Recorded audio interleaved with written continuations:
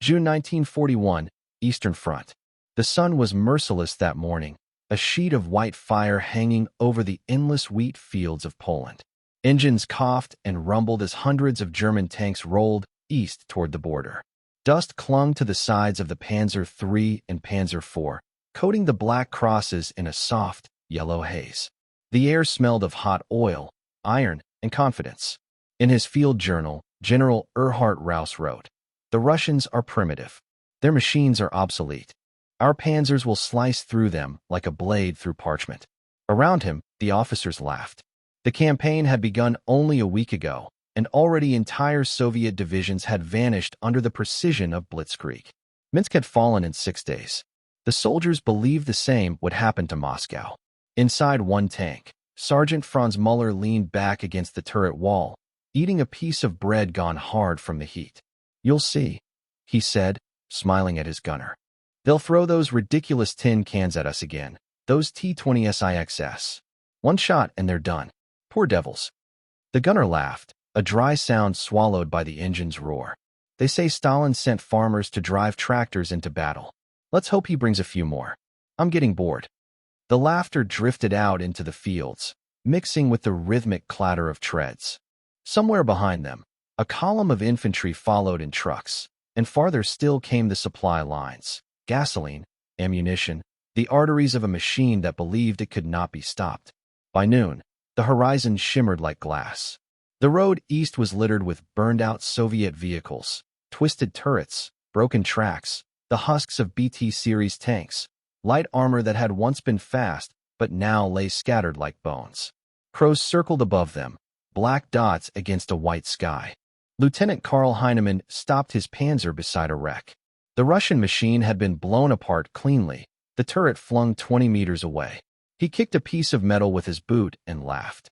"This is what we're fighting? These toys." The radio man was sketching in a notebook, a habit born of boredom.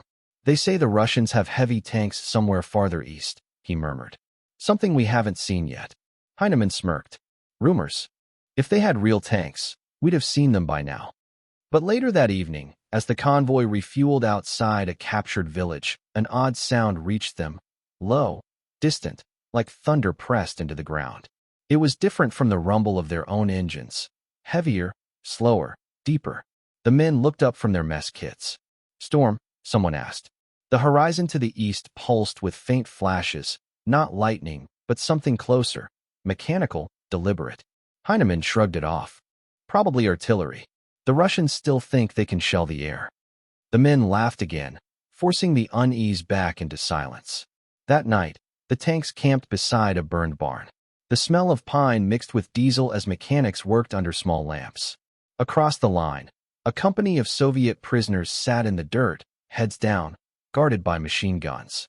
One of them, a boy no older than 20, looked up at the black sky and muttered something that the Germans didn't understand. But the interpreter caught it. The night hides them. In the early hours, the first reports arrived from the forward scouts. Radio chatter filled the dark. Words cut through static. Unidentified armor. Large silhouettes. Not the usual models. Then, silence. Muller's crew was woken before dawn. Engines flared, exhaust choking the morning fog. The company rolled forward through the fields, dew hissing on hot metal. Visibility was low. Smoke from burning villages still hung over the landscape. "Keep your eyes sharp," Heinemann ordered through the headset. "They say Ivan's trying new tricks." But what they saw wasn't a trick. It was a shadow moving through the mist, larger than anything they had faced. The outline was unfamiliar. Sloped armor, a wide turret, and the heavy growl of an engine that didn't sputter like the others. The gunner's voice trembled. "That's not a T-26. The first shot from the German 37mm cannon rang out, echoing across the field. It struck the stranger squarely and bounced off. The next shot, the same. Sparks. No damage. "Reload," Heinemann shouted. The enemy tank turned its gun slowly, almost lazily, and answered with a single round. The explosion lifted the panzer beside them off the ground, hurling it into the ditch like a toy. Muller's hands shook as he reloaded. "What in God's name is that?" No one answered. Through the smoke, the shape advanced, steady, unstoppable, indifferent. The German shells pinged harmlessly against its armor. And then, with another thunderous shot, it silenced the field. Later, in the few diaries that survived, the German soldiers wrote about that morning not as a battle, but as an awakening. The machine they had mocked, the Soviet war industry they had dismissed, had just rewritten the laws of combat. Back at headquarters, Rouse received a radio message. Enemy deploying new type of tank. Extremely fast. Armor impenetrable by standard rounds. He frowned, reread the line, and underlined one word, new. That night, he added a single note to his journal. We may have underestimated them. And somewhere, beyond the reach of the fading day, the same heavy engine growled again, waiting for dawn. They were taught that Soviet machines were laughable, the narrator would later say.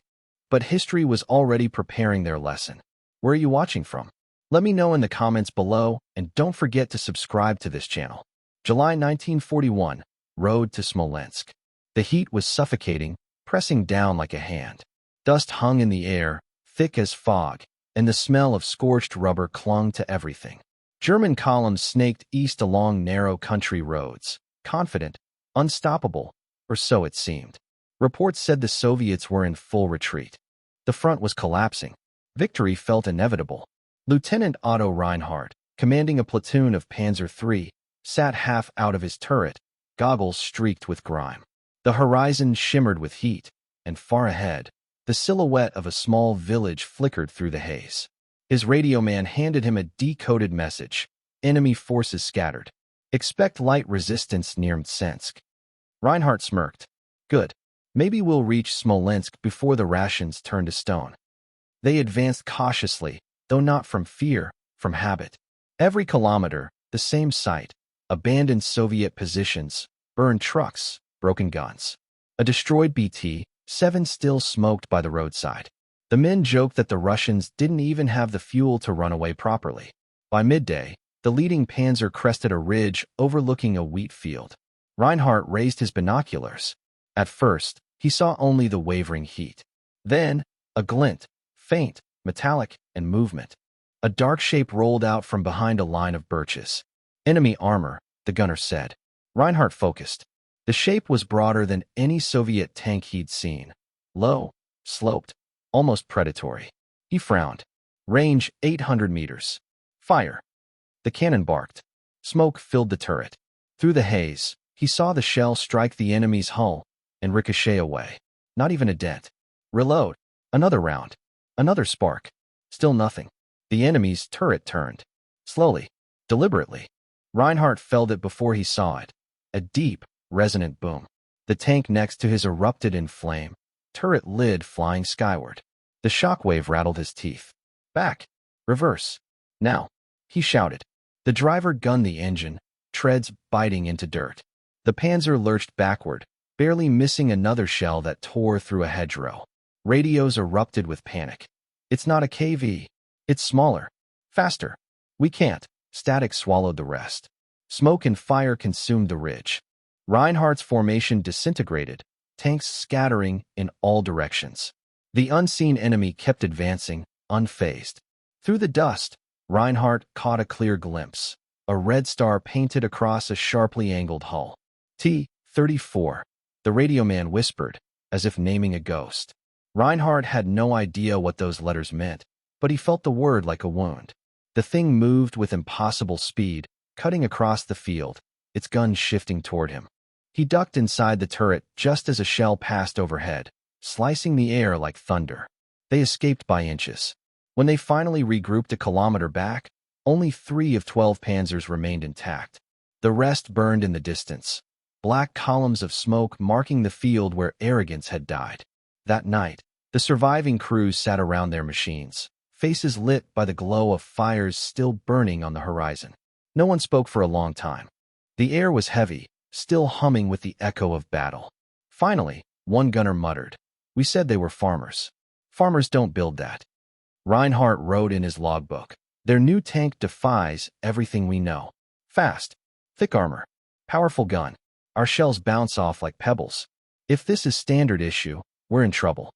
He tore the page out and slipped it into his jacket. He didn't want headquarters to call it panic.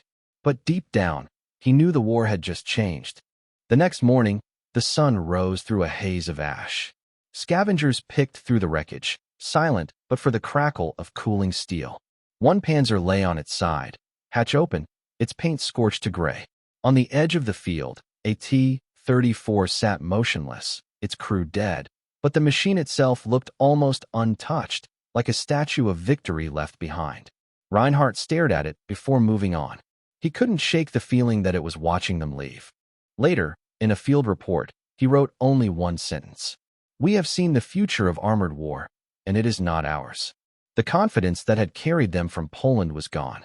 Ahead lay Smolensk, and something waiting in the smoke. July 6, 1941, near Lepel, Belarus. After the last Soviet barrage guttered out, the field went quiet as if the smoke itself held its breath. Crows hopped along furrows. Wheat lay combed flat by shock waves. Men of the German All-7th Panzer stood beside their vehicles in the gray light, tasting cordite and dust. The order crackled, "Advance," and engines answered. Tracks bit, hulls shivered, the rhythm of advance resumed. They expected wrecks and stragglers. Instead, the horizon thickened. A sound rose from inside the haze, not the light chatter of the BTs they had cut to pieces, but a deeper note, like a millstone underwater. The first silhouette resolved where the smoke thinned, low, long, its front plate slanting like a wedge. Someone said, "Check." Another, "Captured French?" The gunner in Lieutenant Heinemann's Panzer III whispered what none wanted. "Unknown." 800 meters. Fire. The 37mm barked. A spark jumped from the stranger's glacis and died. Second shot, another shrug of light. Then the unknown tank's turret turned, slow, inevitable. Its first round took the Panzer on their left in the ring. The turret lifted like a hat, then fell wrong side up. The shockwave arrived a beat late, a slap across the teeth. Radio discipline cracked.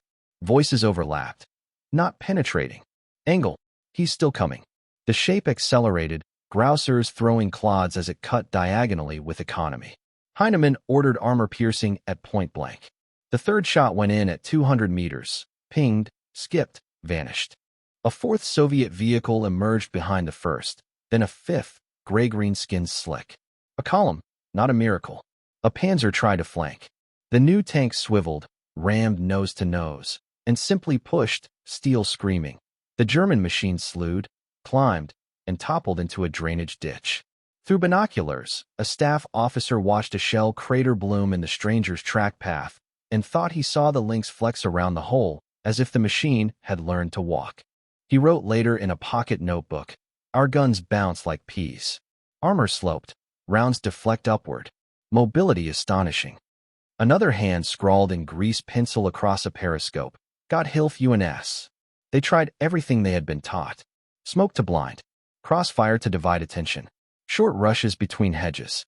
The enemy answered with method, not fury. Two halting to cover while the rest advanced in pairs, guns rocking back in recoil, hatches shut. Line by line the position unwound. A radio car behind the line sent one last clean sentence before a shard took its antenna. New Soviet type believed T-34. Repeat, T-34. Recommend 50 millimeters. In the pause that followed, the field itself seemed to lean toward the advancing wedge. The lead T-34 climbed the road crown and, for a second, filled every optic with that slanted face. No rivets, only purpose. Heinemann's driver found reverse and lived. Others did not.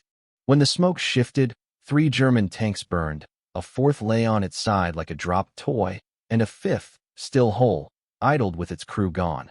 Doors open, footprints leading away. The Soviets did not chase. They rolled past, headed west, engines drilling the air into a single, heavy chord. That evening a courier delivered a typed summary to regimental HQ. Someone underlined a new noun 3 times, T-34. In the margin, "If many, change everything." Night drew down. Far off, the same deep engine note returned and faded. The war that had promised to be a straight road was buckling into curves. At first light the next push would begin. Command would say the enemy had been an exception, a trick, a hole patched. But the crews who had watched their shells spark and die knew better. They had seen the future come out of the smoke, and it had not asked permission. July, August 1941, fields near Smolensk. The air shimmered with heat. Over the wide, broken fields, the smell of oil and charred metal lingered heavier than the smoke. Somewhere beyond the blackened tree line, engines groaned, deep, uneven, mechanical heartbeats that made the ground itself vibrate. Inside a Panzer III, the crew was sweating in silence. The armor turned the midday sun into an oven. The gunner wiped his forehead, squinting through the gun sight. "Target ahead," he said flatly. "Range 500. Lieutenant Otto Reinhardt, pale and dust-covered, gave the order without looking up. "Fire." The cannon barked. The shell crossed the field, struck the Soviet tank in the chest, and bounced. Sparks scattered across gray armor like rain on stone. The ricochet sang off into the haze, and for a long moment, no one breathed. "Reload," Reinhardt said. His voice cracked. The second round hit closer. Again, nothing. The enemy's sloped plate caught the shell and threw it aside. It was like firing pebbles at a fortress. The Soviet tank didn't stop. It came forward, grinding over the bodies of burned Panzer III's, turret turning slowly. Its gun shifted and fired. The impact rocked the earth. A German tank 50 meters away vanished in a burst of flame. The radist, pale and shaking, grabbed his headset. "We can't penetrate. They're coming straight at us. We can't." His voice drowned in static as another blast threw dust through the turret slits. Outside, the field was a vision of chaos. Wrecks burning, ammunition cooking off with dry pops, black columns rising into a perfect blue sky. German shells ricocheted harmlessly from the advancing machines, while Soviet rounds found their marks with horrifying precision. The air itself trembled with the thunder of engines and gunfire. "Reverse," Reinhardt shouted. The driver ground the gears, but the tank barely moved in the churned mud. They fired again, a last attempt, and watched the shell skid off the T-34's front like a skipping stone on water. It kept coming. 50 meters. 40. The Soviet gun flared again. Reinhardt ducked as shrapnel shredded the periscope glass. "Out," he screamed. The hatch flew open. Heat slammed into them like a wall. The crew scrambled into the open, coughing, stumbling across scorched soil. Behind them, their own Panzer erupted, the turret spinning off in a plume of fire. From a ditch, Reinhardt looked back. The T-34 rolled past the flaming wreck, black smoke curling against its hull. Through the waves of heat, it looked less like a machine and more like a creature, silent, unstoppable, covered in dust and sunlight. Across the field, another German platoon was firing everything they had. 37 millimeters, 50 millimeters, even 88 millimeters flak guns dragged down from the rear. Some shells dented, some cracked the armor's edges, but none stopped it. The Soviet tanks kept advancing until they ran out of fuel or targets. In his diary that night, Oberleutnant Heinz Guderian wrote, "Our weapons prove useless. Even the 50 millimeters cannot breach the armor. Our tanks are impotent. Infantry in panic. For the first time, we have felt fear before Russian machines. Fear, not of men, but of metal." In the following days, entire sections of the front collapsed, not because of Soviet numbers, but because of this new shock. Commanders who had once joked about primitive equipment now begged for heavier guns. The Pak-36, once proud symbol of German precision, earned a new, bitter nickname. Hirschenklopfgerät, the army's door knocker. Soldiers laughed when they said it, but the laughter was brittle. Even artillery seemed to falter. Anti-tank batteries fired until barrels glowed red, until the ground under them turned to glass. And still, the gray silhouettes moved through the smoke, impervious, terrible, beautiful in their simplicity. Reinhardt's unit retreated beyond Smolensk. In his last report before radio contact failed, he wrote, "We are outgunned. Our shells bounce like stones. They advance as if immortal." Behind his words lay a truth the High Command refused to print. The myth of German invincibility had cracked. Days later, when the smoke finally lifted, Soviet wrecks littered the fields too, dozens of them, proof that bravery alone couldn't change the tide. But among the ruins, soldiers noticed something strange. Many T-34s had stopped not from enemy fire, but from empty fuel tanks. Their armor was intact. The Germans studied the holes where shells had struck and simply fallen away. It wasn't the victory they had wanted. It was a revelation. That war had shifted into something they didn't yet understand. At dusk, Reinhardt climbed onto the charred remains of his tank. The metal was still warm. In the distance, another T-34 burned, its outline glowing against the horizon. The night wind hissed through its shattered barrel. He stared until the last light died. "They told us we were the hunters," he whispered. "Now we are the prey." And across the vast, smoky plain, the echo of engines answered, fading but not gone. October 1941, Oral, Sensk. The sky hung low and colorless, pressing down on a world of mud. Every road was a river of clay, every village a ruin soaked in smoke. The 4th Panzer Division crawled east toward Sensk, engines growling, exhaust curling like steam from wounded beasts. Reports promised only scattered Soviet rearguards ahead. The men believed it. They had learned to. By morning, the fog thickened until the horizon vanished. A few scouts moved forward and returned pale, saying only, "Too quiet." The line advanced anyway, tanks nose to tail, infantry clinging to the sides, boots slurping in the mire. Confidence, that old companion, followed close behind. Then, at 9:27, the first explosion tore it apart. A shell dropped from the tree line and turned the lead panzer into a pillar of fire. Seconds later, 2 more impacts struck the convoy's heart. Flames burst across the highway. Engines screamed, drowning out the radios. "Flank attack," someone yelled. But there was no flank, only forest, fog, and something invisible moving within it. Colonel Mikhail Katakov's tank brigade had waited through the night in ambush, hulls half-buried, camouflage woven from branches and earth. When the German spearhead entered the narrow valley, the Soviets struck from 3 sides. From the west came the low rumble of T-34s breaking cover, their guns already trained. Inside his Panzer III, Lieutenant Otto Reinhardt heard the thunder before he saw it. "Contact front," the gunner shouted. The fog split, and there it was, broad, slanted armor catching the dim light like wet stone. "Range 300, Reinhardt ordered. The 50mm cannon fired. The shell bounced high, trailing sparks. Another round. Another ricochet. The Soviet tank didn't slow. Its turret swung, precise as a clock hand. The return shot hit the Panzer ahead of them square in the hull. The explosion folded the vehicle in half, throwing burning fragments into the ditch. Reinhardt's crew froze.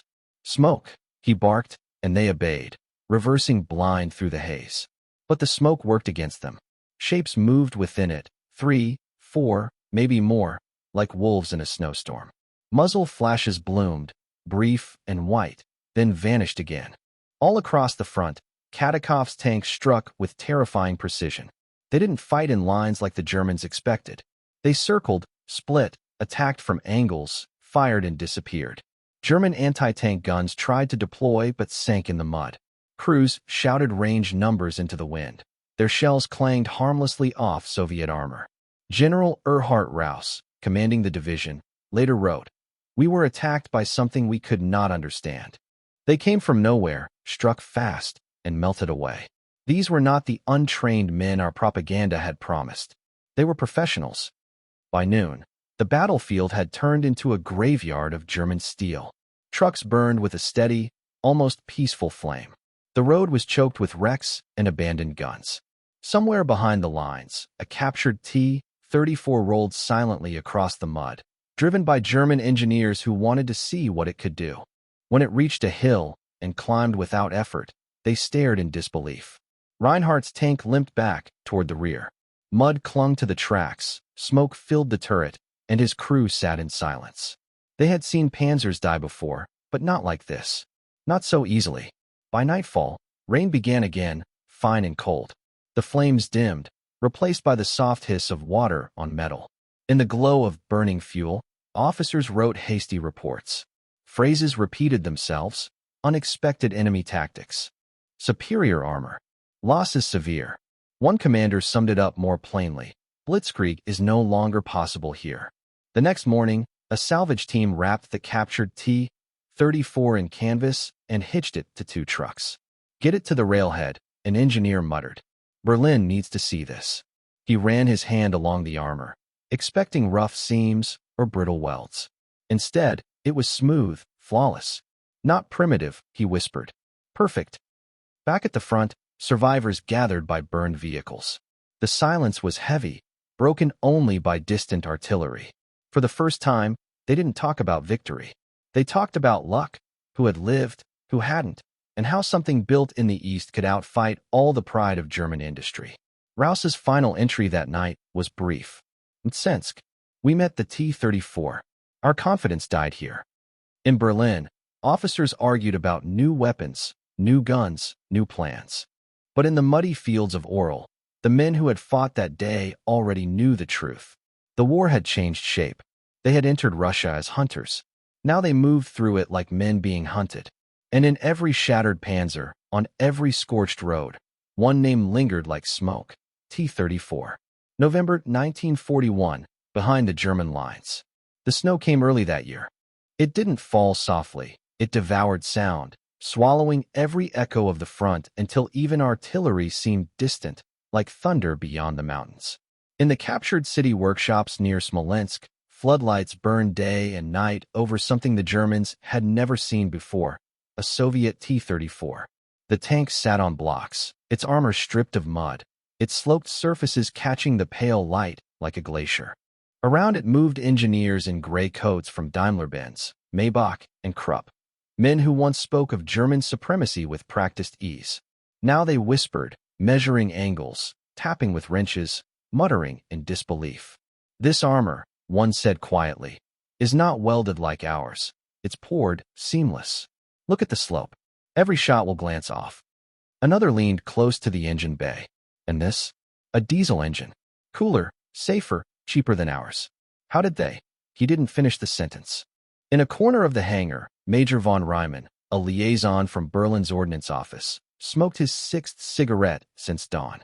Give me everything, he said. Blueprints, weights, armor thickness, turret ring diameter. I want to know how peasants built this miracle. His tone was somewhere between awe and contempt. The men worked in silence, only the hiss of acetylene torches breaking it. Every discovery was another blow to pride. The T-34 wasn't a copy of anything. It was something entirely new. Simple enough for mass production, strong enough to terrify veterans, light enough to move through mud where German panzers drowned. It shouldn't have existed, and yet here it was, beautiful in its brutality. Look at this suspension, one of the younger engineers said. Christ, it's elegant. They've used wide tracks, see? That's why they don't sink in the mud. Ryman turned away. Elegant. It's barbaric. But he said it softly. At a long table, an officer dictated a report. His voice echoed under the roof beams. Our analysis indicates that current German tanks are technically inferior in armor slope, firepower, and mobility. Urgently recommend development of a counterweapon. That counterweapon would soon be given a name, Panther.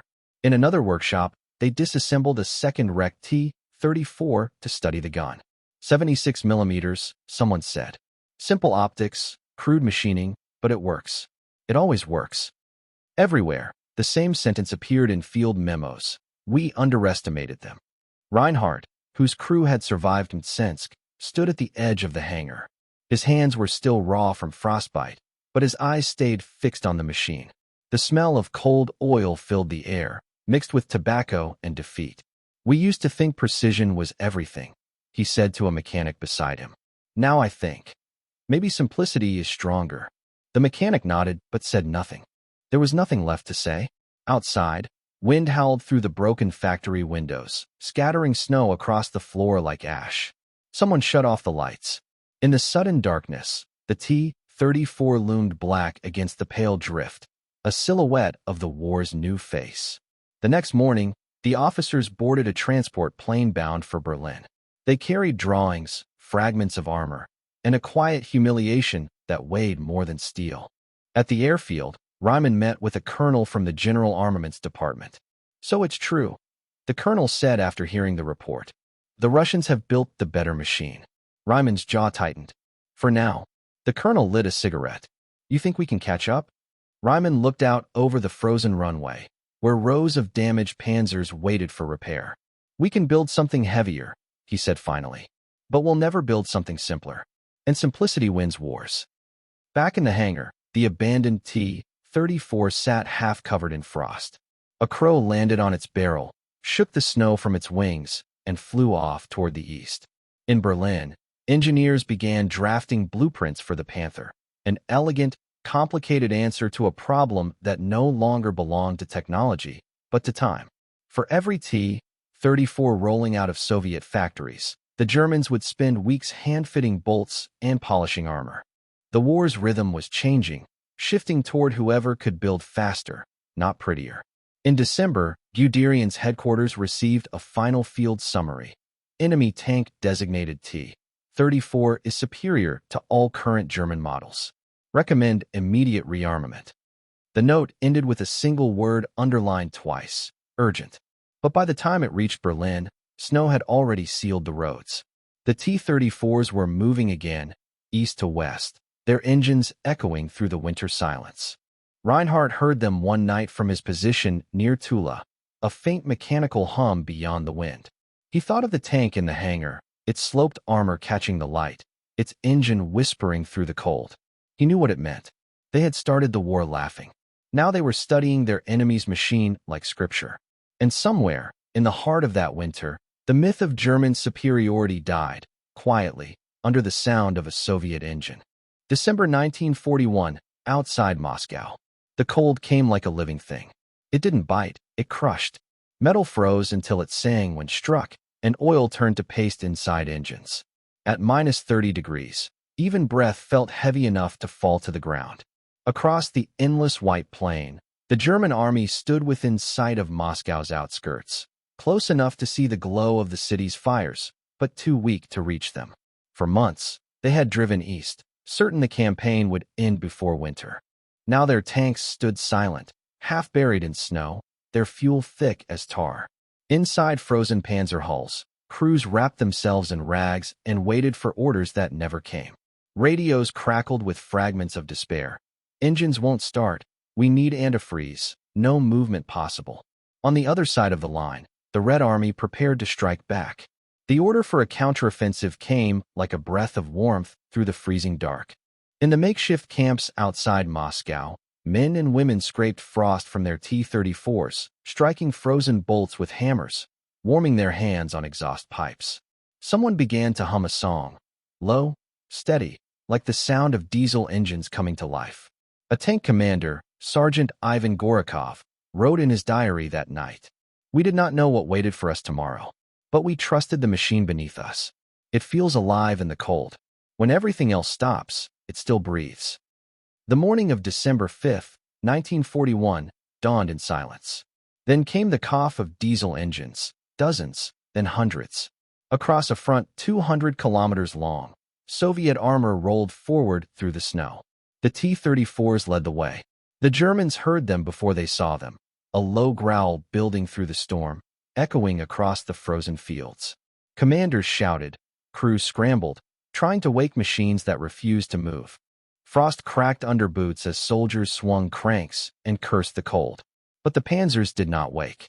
Their engines, designed for mild European summers, seized in the Arctic air. The lubricants had turned to jelly. Even the machine guns froze solid. And through the blizzard, the T-34s kept coming. One German lieutenant, Kurt Heinemann, wrote later in his memoirs, "They came straight over the snow. No roads, no tracks. The drifts that stopped us meant nothing to them. We stood helpless as they advanced, slow, deliberate, inevitable." On the battlefield, the sound was unreal. No gunfire at first, just the grinding rhythm of steel treads chewing through ice. The tanks moved like creatures from the earth itself, their turrets rimmed with frost, red stars barely visible beneath the snow. When the first shells fired, they shattered the silence like glass. Soviet guns roared in unison, flame flashing against the blue-white world. German lines folded under the impact. Panzers burned where they stood, unable to retreat or fight back. Infantry scattered through snowdrifts waist-deep, chased by diesel smoke and thunder. Inside one advancing T-34, Gorokov's crew worked in near darkness, the periscope coated in ice. "Left! Fire!" he shouted. The gun barked. A flash lit the turret for an instant. His loader, only 19, laughed as he jammed another shell into the breach. "She's not cold," he yelled over the roar. "She's alive." By noon, entire sections of the German front had cracked. Tanks once thought unstoppable now stood gutted, their blackened hulls half hidden under falling snow. Soviet troops advanced behind the armor, rifles slung low, scarves pulled to their eyes. The frozen air smelled of fuel and cordite. But what drove them was not revenge or ideology. It was survival, and the belief that, for the first time since June, the enemy could be beaten. The T-34 was more than a tank now. It was proof. From a nearby hill, a German observer watched the scene through binoculars until the lenses fogged. His notes, later found in a burned half-track, read only: "We are fighting the weather, the distance, and a machine that does not freeze." By dusk, the temperature dropped even further. The battlefield turned silent again, smoke rising slowly through the twilight. Among the wrecks, some T-34 crews climbed out to stretch their legs, faces red from frostbite and wind. Gorokov looked at the white expanse ahead and whispered, "So this is what victory sounds like, silence." That night, campfires flickered weakly in the snow. Engineers poured hot oil into their engines to keep them from dying. Somewhere behind the lines, a young soldier carved the words "Va Moscow" for Moscow into the armor of his tank with a bayonet. For the Germans, December 1941 marked the end of the dream that had carried them from the plains of France to the gates of the Soviet capital. Blitzkrieg, the lightning war, had slowed, then stopped, buried under snow and steel. Even in the German diaries, the tone changed. No more boasts, no more laughter. Just exhaustion and disbelief. "They do not stop," one wrote. "Even the weather fights for them." Under the frozen moon, long columns of T-34s continued to move west, engines rumbling through the storm. Their tracks carved deep scars into the snow, scars that pointed only one way, toward Germany. And as the cold deepened, both armies understood the truth the hard way. The age of quick victories had ended. The war had become a test not of strength, but of endurance. Beneath the ice outside Moscow, Blitzkrieg died, and a different kind of war began. 1942, Berlin and the Eastern Front. In the heart of Berlin, the air smelled of oil, metal shavings, and quiet panic. The conference room of the Armaments Ministry was filled with smoke thick enough to touch. Blueprints littered the table: curved armor, sloped plates, new suspension systems. On one of them, scrawled in pencil, was a single word underlined twice: Panther. "The Russians have changed the rules," said Colonel Muller, chief of the Tank Design Bureau. His voice trembled despite his rank. "We can't keep sending men in panzers that die in 30 seconds. Across the table, a Daimler-Benz engineer removed his glasses. "Then we'll make one better than theirs. Heavier, faster, thicker armor. A perfect machine." Silence. Then another voice, older, calm, tired. "Perfect machines," he said, "don't win dirty wars." But the Reich believed perfection could still save them. By spring, German engineers were sketching the first Panther prototypes, obsessed with outmatching the T-34.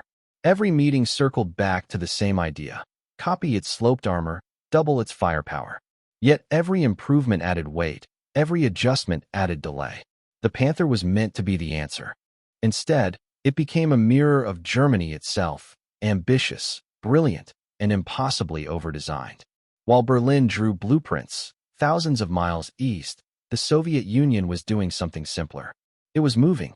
Entire factories, steel presses, engine plants, assembly lines, were dismantled, packed onto trains, and shipped east of the Urals. Men, women, and children worked in freezing sheds with broken windows, surrounded by the thunder of hammers. They slept beside machines to keep them from freezing, lived on bread crusts and tea, and built T-34s by the hundreds. In Kharkov, Gorky, Nizhny Tagil, the sound of welding became the heartbeat of survival. A Soviet engineer wrote in his notebook, "We build without paint, without polish. But when it rolls, it kills." The contrast was absolute. In Berlin, designers argued over millimeters of armor. In the Urals, workers used torches to cut through ice so the coolant wouldn't freeze. Each factory had a slogan painted in red above the gates: "Every tank means 1 kilometer closer to home." German intelligence reports from the front began using a new word: mass in production. They couldn't believe the numbers. Soviet tanks were appearing faster than they could be destroyed. In a letter seized from a German officer near Kharkov, he wrote, "Their machines look crude. No radios. Bare metal. But there are too many. We destroy 10, and 20 come back. We repair one panzer, and lose 3 more to break down. They repair in hours what takes us days." By late summer, the first Panthers reached the testing grounds. They were magnificent to look at, sleek, angular, predatory. But when driven, gearboxes cracked. Engines overheated. Transmission fluid leaked across the concrete. "It's like taming a tiger," one test driver said. "Powerful, but it wants to kill you first." At the same time, a shipment of T-34s rolled out of the Ural plants. No ceremony, no paint, just numbers stenciled in white and red dust clinging to their hulls. The crews climbed aboard, lit cigarettes, and drove straight to the front. The German officers saw it differently. "They build them like hammers," one wrote in frustration. "We build ours like watches. And this war doesn't reward watches." Even as the Panther program grew, time itself turned traitor. The Eastern Front swallowed everything: fuel, men, hope. Logistics officers complained that every spare part was different, every tank unique. But in the Soviet Union, simplicity became strategy. Every T-34 part fit every other T-34. One machine dead meant another could live. Back in Berlin, propaganda films showed the sleek new Panther rolling majestically through snow. The narration promised that Germany had reclaimed its armored supremacy. But in the East, Panzer crews learned another truth. A tank that takes 2 weeks to repair isn't a weapon, it's a liability. A report from the 4th Panzer Regiment put it bluntly. "The enemy sacrifices quality for quantity. We sacrifice time for precision. The result is that we die precisely." Winter returned again, and with it the grinding chorus of Soviet engines. The T-34s, blackened with soot, moved like a tide through the forests near Rzhev and Voronezh. Wherever the ground froze, they followed. A German major radioed back from the front. "They move without supply, without rest, without fear. When our tanks stop for fuel, there's keep going. When we dig in, they come through the snow." The Panther would go on to become one of the most formidable tanks of the war. But in 1942, it existed mostly on paper, an idea chasing a ghost. And that ghost was already multiplying, rolling west by the thousands. As one Soviet mechanic wrote on the side of a tank before it left the factory, "Not beautiful, not perfect, but alive." When that tank crossed the front weeks later, covered in mud and ice, its gun turned toward the west. The message painted on its hull was still visible beneath the frost. And for the men who saw it through binoculars, that single word explained the war better than any report or speech could: alive. 1943 to 1945, from Kursk to Berlin. The summer of 1943 began with thunder that had nothing to do with weather. Across the Russian steppe, the horizon flickered with muzzle flashes. The Battle of Kursk, the largest tank engagement in history. The air smelled of dust, hot metal, and cordite. For weeks, both armies had prepared for this moment.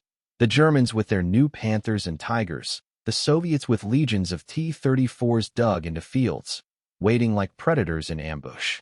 On the morning of July 5th, a low hum rolled across the plains. It wasn't a storm. It was 3,000 tanks moving at once. German commanders believed their armor superiority would crush the Red Army in days. But they hadn't counted on numbers or willpower. Captain Mikhail Biryakov, commanding a T-34 platoon near Prokhorovka, wrote afterward, "The ground trembled under us. When I looked through the periscope, all I saw was fire and dust. I couldn't tell where ours ended and theirs began." He led his unit straight into the melee. Panthers fired at long range, their 75mm guns ripping through the first line of T-34s. But the Soviet tanks didn't stop. They closed the distance, ramming, circling, firing from point blank. Inside their turrets, crews worked like parts of a machine, no hesitation, no pause. A German officer recorded in his log, "They came from every direction. We fired until the barrels glowed red. They kept coming.